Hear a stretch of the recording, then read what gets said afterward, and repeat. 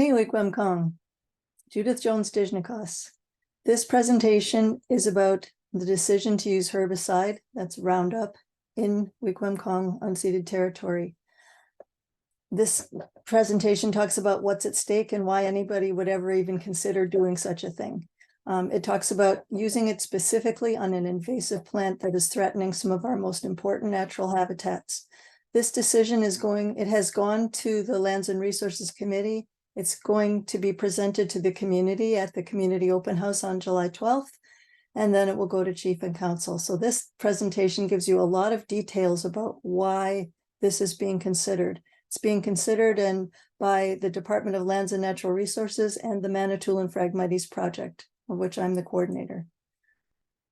We will share the screen now in a minute, and you will see the presentation.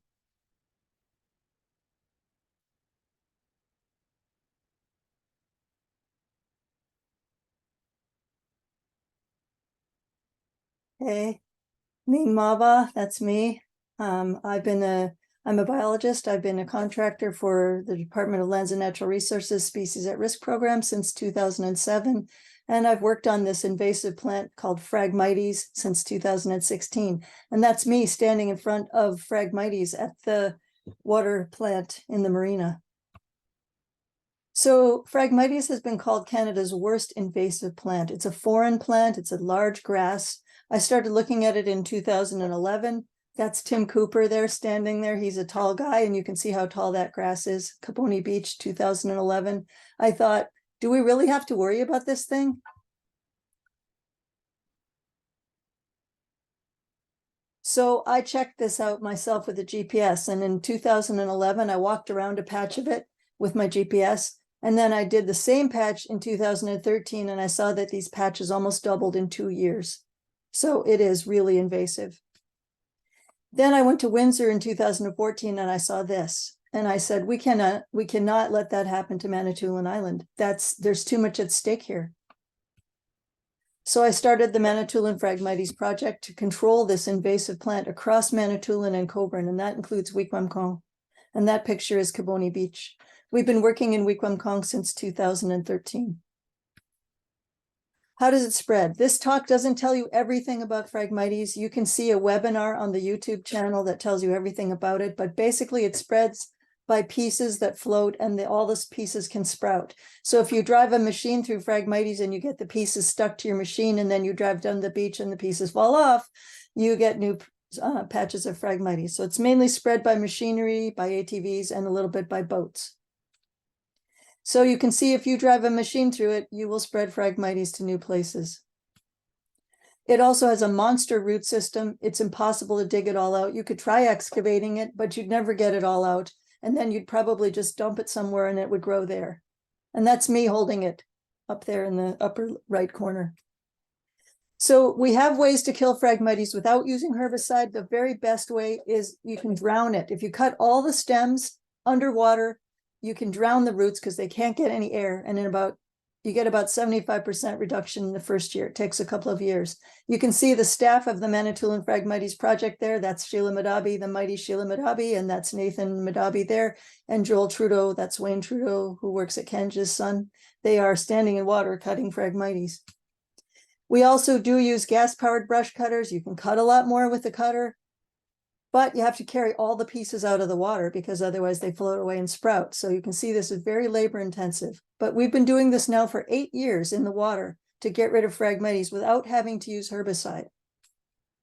We do sometimes use shovels. This is Caponi Beach. This is us controlling Phragmites using shovels. All this does is prevent it from spreading. It doesn't kill it.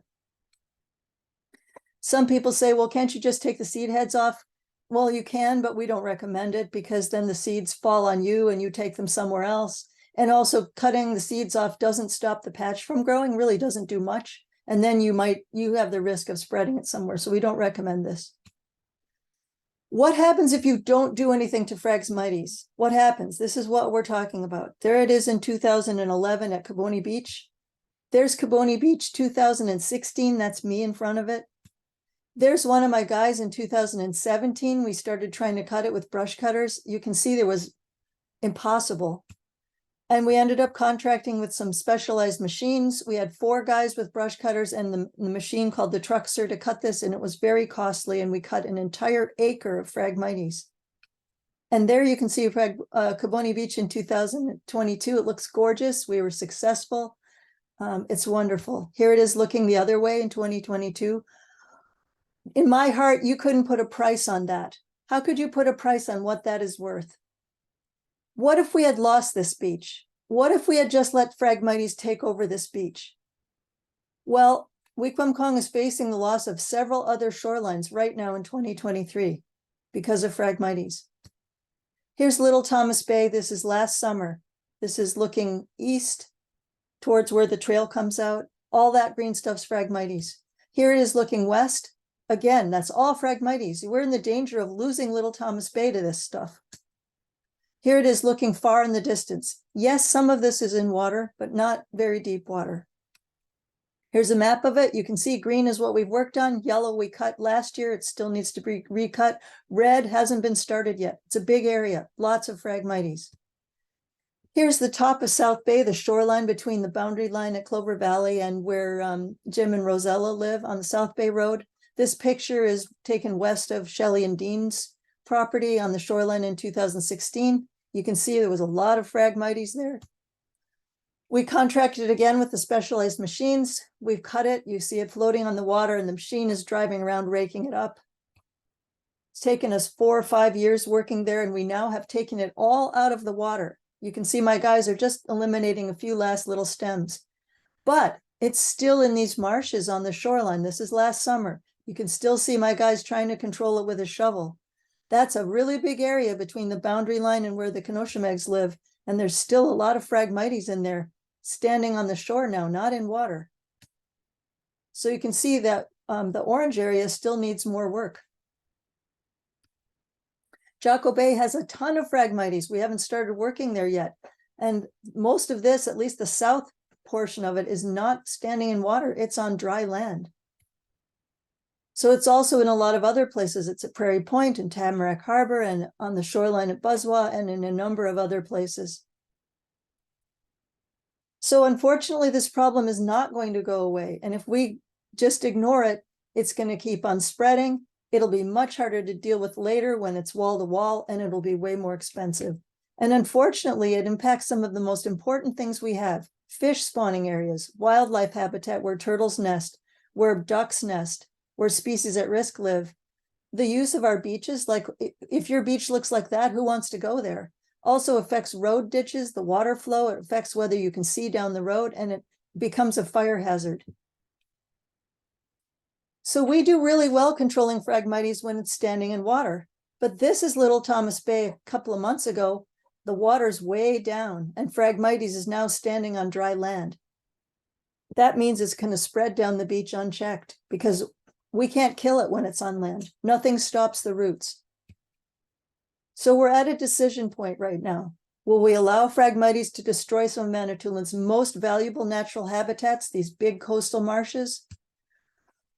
Unfortunately, the only thing that stops Phragmites when it is standing on dry land and it is not in water is herbicide. Unfortunately. If there was some other way to do it without herbicide, believe me, we would do it. So what I'm proposing is a very small amount of herbicide. It's a weapon of last resort. And it comes down to the decision of, do we use a small amount? Do we accept a small amount of this stuff? Or do we lose the most beautiful natural habitats? We propose to use it only on dry land. And I'd like to show you that it can be done cautiously, responsibly, and using as little as possible, targeting only Phragmites. The proposal is for it to be applied by a licensed exterminator, that's me, with 8 years of experience using this on Phragmites, and me assisted by 2 experts from the Invasive Phragmites Control Center. They're my mentors. They taught me how to do this.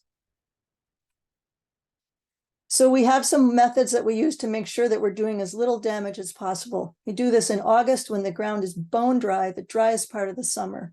We use a product called Weather Max. Yes, it's glyphosate. It doesn't dissolve in water after it's dry. So it's designed for farmers who want to spray their crops and don't have to worry if it's going to rain, but we're not doing that. We're using it because once it's dry, it does not dissolve and it remains tightly stuck to the plant. The technique is a backpack sprayer. You can see me wearing a little sprayer with a handheld nozzle. And what that allows me to do is to target Phragmites very specifically. We never spray over water. We spray when the wind is calm. And also this isn't being done secretly. As you can see, I'm giving this presentation so that you are informed. And if it is a go, we will inform the Lands Department and Chief and Council about the spray schedule. And we'll also post the site, which is what is legally required by the Pesticide Act, so that anybody who goes there knows that area has been sprayed. These are some success stories. These are places that show you that we can do this safely. This is Providence Bay in 2015. Yes, you can see water there. We didn't spray it this day. This was just a picture we took before it got done. Here's Providence Bay in 2020. Same area. You can't tell that there was herbicide here. Here's Dominion Bay, also on the south shore of Manitoulin Island. Look at all that Phragmites. And yes, the lake has taken some of it back, but if we hadn't gotten rid of the Phragmites, the lake wouldn't have been able to do that. No Phragmites there now. This is a place I sprayed 2 years ago, and you can see all the dead Phragmites is lying on the ground, and the green plants are still healthy. They're all coming back because now they can grow there. Before they were being smothered by Phragmites, but now there are Solomon seals and trilliums and a lot of other plants that are able to grow there. So I'm able to be very selective with this method. And this is a place out by Silverwater where we selectively sprayed Phragmites and we did not kill the milkweed. We waited until the monarchs left and we made sure that we did not spray the milkweed. We're able to be very selective about this. So the reason for this proposal is to consider what will happen if we don't get rid of Phragmites and it's on dry land. Right now, we're maintaining Caboni Beach with shovels. Who's going to do that every year? We need to finish the job and get rid of those last 300 stems of Phragmites. Yes, it's close to the lake. We can do this with a rag, wiping Phragmites on by hand, wiping the herbicide on by hand so that it doesn't fall on anything else. There are species at risk right here in this picture. So we're able to be very selective with this. If we don't do it, who's going to maintain this? What will happen to Little Thomas Bay and what will happen to South Bay? If we don't do something, it's going to turn into this. It's a decision that has to be made, and it's going to be made by you. I urge you to consider it. I wouldn't propose this if I didn't think there was an alternative. This is the only alternative that I know. I'm respectfully asking your consideration of this. Miigwech.